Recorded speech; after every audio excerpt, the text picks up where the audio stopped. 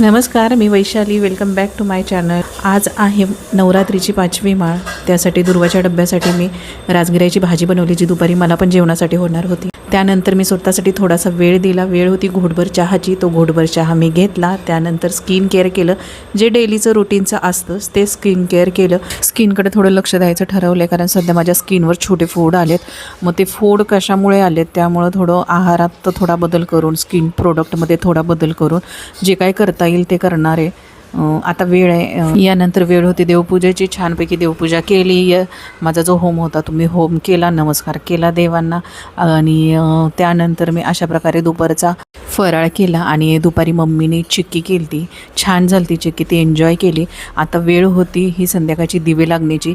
दिवे लागण्याच्या टायमिंगला देवांना धूपदीप दाखवला आणि नमस्कार केला. असा होता आजचा दिवस. पुन्हा भेटूया नवीन व्हिडिओसह. तोपर्यंत टेक केअर आणि बाय.